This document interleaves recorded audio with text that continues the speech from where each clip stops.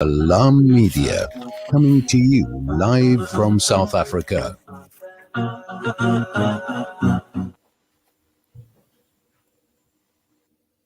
It is 12:30. You are listening to the Mid-Morning Talk with me, Maryam Mkwanda, on this lovely Wednesday. So, I am going to be chatting to Navid Akhtar, who is the CEO and founder of Alchemiya. Navid is also has 25 years of experience in the mainstream UK television and radio. He is an award-winning producer and a broadcast journalist.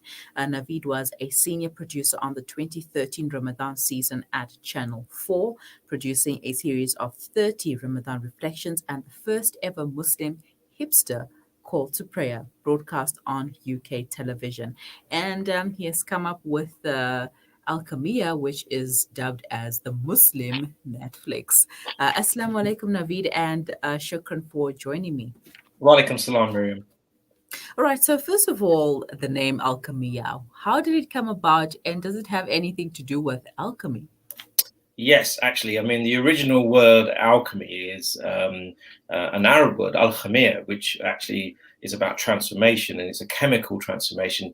So I was very interested in it because really what it means is that it's a metaphor for the soul, for how human beings rise and become golden, so lead to gold. And so I thought, I'd worked in television, and a lot of it is rubbish, really. It's not very good for you, and it's just mindless nonsense. And so if we could actually put together a television service that had value, that you could expand your mind, you're going to learn things, it's going to enrich your soul. So that's what the ambition was. And so it's that process of transformation. Yeah. Mm-hmm. And then why did you start Alchemiya? Well, I've worked in television since I was in my 20s. That's almost like coming close to 30 years now, and I love it. I was the kid who always got in trouble with his parents because I was watching too much TV. I ended up working, and when I started in television, I was one of the few Muslims, and even some of my dad's friends thought it was a very disrespectful profession that I should be thinking about the law or economics or accountancy. So while I was there, I actually became lucky enough to be able to make programs about Hajj and Ramadan and all of the usual things. And of course, after 9/11, 20 years ago, it suddenly that was it. It was all going to be about extremism. It was all going to be about, Muslims are extremists. And I got to the point I just got really fed up because I know there's just so much more to what we're about. And nobody was doing this. Nobody's actually doing that. And I'm not really, my background's in design. So even though I'd gone into working into television, I didn't really work in news. I didn't see myself as a news person. I'm much more interested in sort of historical documentaries and art and architecture and all of these different things. And what happened, I felt, was that Islam had just been reduced to a news story, and it was always about what's the latest news, what's going on in the world. And so as a father, as well as having children, I just think it's such an important opportunity for us for them to learn. And when we did some of the early surveys, it was really interesting. We surveyed, our community. We surveyed quite widely right across America. We know people, and people were saying, "Look, I'm in California, but I'm really interested what the Muslims in Birmingham, in London, are doing." And somebody said, "I'm in Leeds in England, and I'm interested in what the Muslims in Nigeria are doing." So I think we have a natural curiosity to kind of want to know how are people practicing their religion across the world. It's the same one religion, but there's just there's such a richness and a diversity. And for me, it was important to bring that forward. And then also when I look at my non-Muslim friends, what they love about our faith, they love our food, they love our clothes, they love our design. And it's like, hang on, we're just spending all our time talking about the politics. So actually it's a question of, and now today 10% of our subscribers are non-Muslim. And in fact, now more schools in the UK are beginning to subscribe to Alchemiya because they tell us, well, because we're not a madrasa, we're not a masjid, we're just a media company. And we provide very good content where they can understand what Muslims speaking for themselves, really. Speaking about content, what content are available on the platform? Well, we have everything, you name it. It's like a general entertainment service. So it is very similar to Netflix in that we have movies, we have drama series.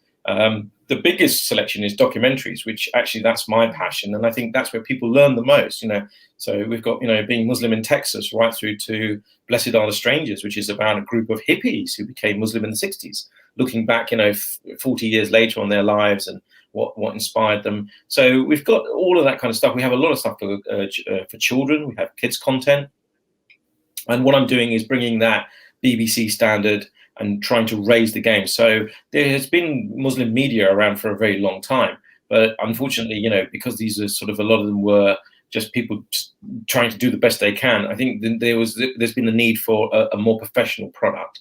And that's what we do, is we sort of often sort of help support producers, or we identify content which we think has got a higher standard. So it's like a premium product, bringing that out. And I think that disappointment is expressed all the time. People feel that there are some good initiatives, the intentions are good, but the end result isn't that great. And so for us, it's really been really important that we maintain a very high quality standard. So it has been 6 years since Alchemiya was launched, and how has it been received since then? And is it delivering the message across? Yeah, I mean, the first 4 years were a real struggle, and the biggest struggle is the business. It's because we basically just sort of tried to follow in the standard startup model, you know, of trying to raise funds and have high growth. And none of that really worked for us. And in fact, we came close to probably, you know, closing the business down, because it wasn't that the idea wasn't sound or there wasn't interest in it, but we just struggled with investment. A lot of mainstream investors, I'm talking about, you know, non-Muslim investors, as soon as the word Muslim comes up, all the red lights go on. So we couldn't raise these funds. And then actually we met people who told us about purpose-led companies. We changed the whole focus of the business. We defined the purpose, which is to celebrate the rich history, heritage and culture of Islam. And actually it also changed ourselves in terms of actually realizing we're not doing this for money. We're doing this because we love our faith and we want to share that with people, you know, Muslim or non-Muslim. And so the past year has been phenomenal. The growth has really come. We have now more customers in the US than we do have in the UK. You know, I'm talking to you here now. You're in South Africa. We just had a big article go out in Turkey. After I finished talking to you, I'm talking to people in Canada, and we've got people in Malaysia who are interested. You know, there's growth coming there. So the potential is enormous. You know, definitely. I mean, I think we're just at the beginning of that cycle. But for us, the key thing is that the future of the business is that it's not going to be like we're not selling out, you know, we're not trying to raise the business and then exit with a sale to Netflix. So what we're trying to do is we will create a waqf, a kind of a foundation. And then a lot of our shares, personally, we're gifting them into the waqf, so that long term, the waqf becomes the custodian of the product of Alchemiya. And the idea is that waqf then supports the training of filmmakers, you know, screenwriters, editors, you name it, because we've had some great progress being made in terms of the seminaries we have, the madrasas we've produced, the scholars, you know. So we've done very well on that, and that's all through the internet. But I think the next stage of it is we've really got to try to find Muslim creative talent, and Muslim creative talent has really been neglected. It's sort of, you know, not considered. People don't value it. As a myself, that's my priority, is to support these guys. I mean, as you said earlier, that your family looked at your career as something that is not sustainable. So I think that is also a challenge that we're currently facing with the Muslim creatives. You know, we're always taught to follow in a specific direction, you know, go into engineering, become a doctor, become a teacher for the women, but don't go into media, you know, become a nurse or whatever, but media is not for you. But we need a platform where we can tell our stories, and Alchemiya provides that platform for us to share our stories for the rest of the world to see. And then obviously there are critics, other Muslims especially, who are critics and say, okay, but why are you showing people this side of Islam? What have they been saying to you thus far? Alhamdulillah, we've not had that at all, actually. It's really strange. We were expecting it, but we just haven't had it. And I think what it is that you pay to watch it. It's not free. It's not a public service.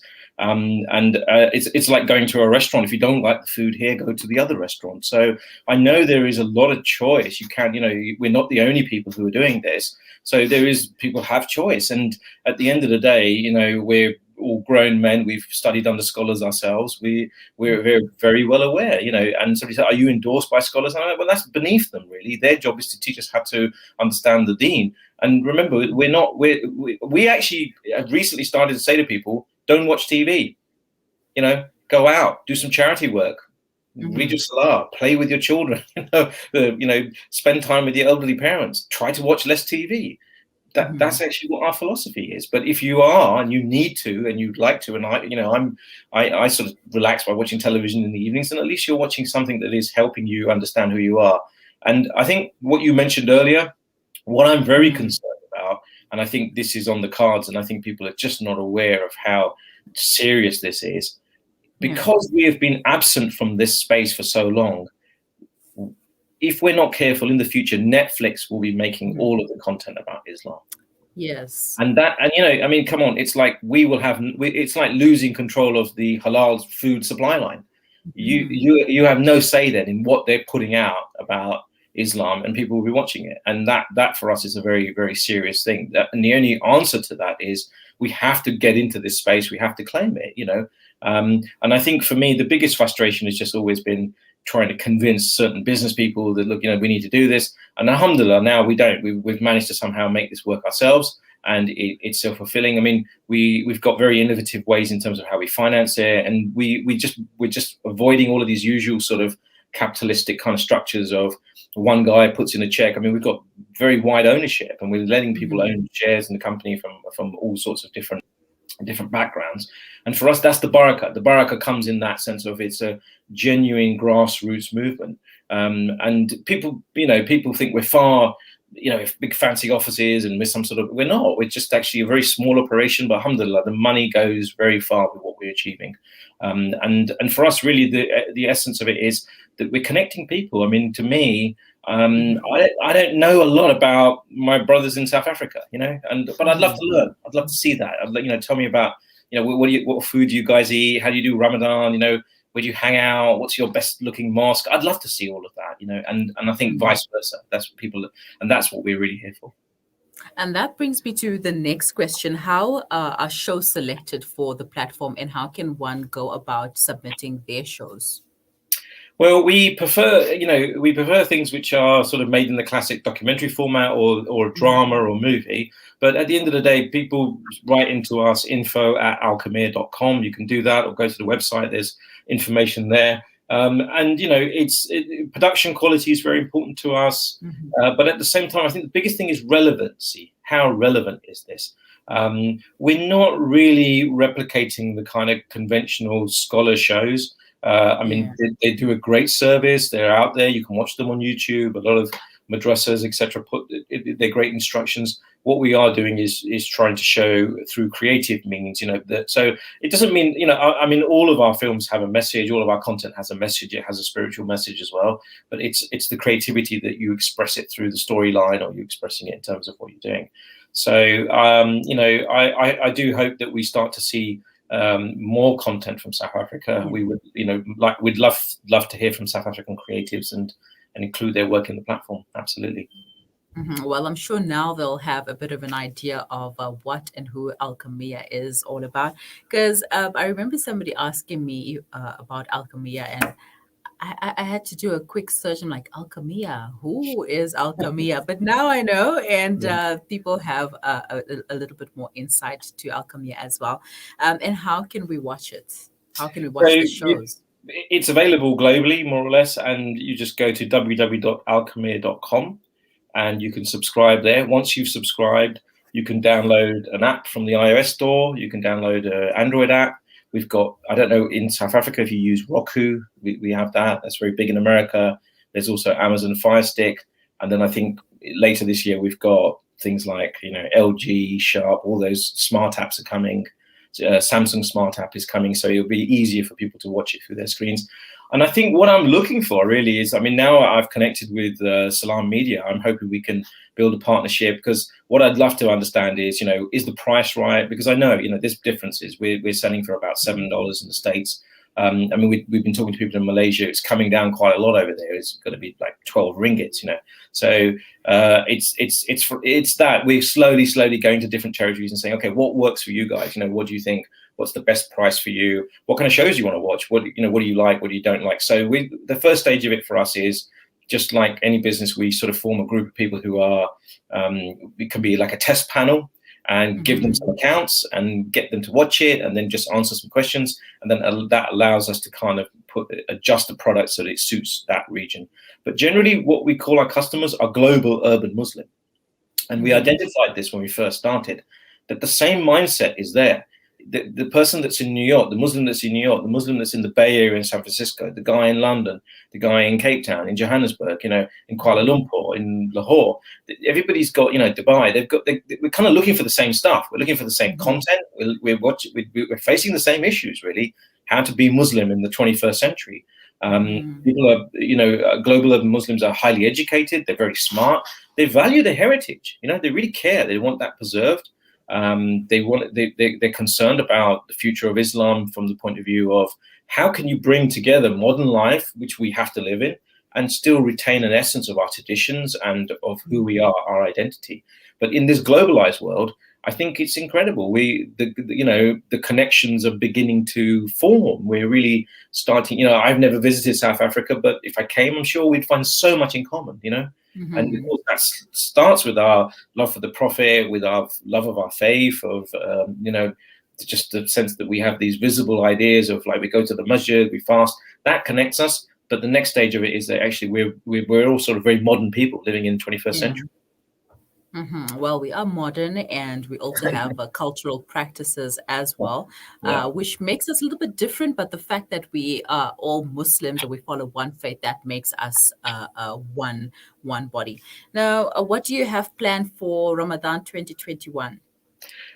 We've got some more movies coming. We have some great stuff coming out of Turkey, which actually no one's seen outside of Turkey. And really, because of the strength of Ertugrul, I think everybody's looking for what's next, what do people have? So we've got various bits of content coming out of there. And then also now we also have our own journal, which is journal.alchemiya. And what that does is it's free. Anyone can read that, but it helps people understand why this particular film, why they should watch it, why it's worth investing their time in it. We have, so we kind of, sourcing content from all over the world, and we have there's already a lot of Ramadan series within the platform, so that's all there. But for the first time, we're going to be adding a few select scholars into the mix. We haven't done that up till now, and I think for Ramadan especially, we'll be bringing some really beautifully shot. These are kind of little small films in which their sort of spiritual themes are discussed, but they've really made an effort to kind of produce them beautifully. And they've gone out and shot them in beautiful locations around the world. So we're bringing that series out as well. Yeah. All right. So I look forward to watching some more on the platform. And shukran so much for your time, and good luck with the future endeavors. Thank you so much. Thank you. Assalamu alaikum. Alaikum salam.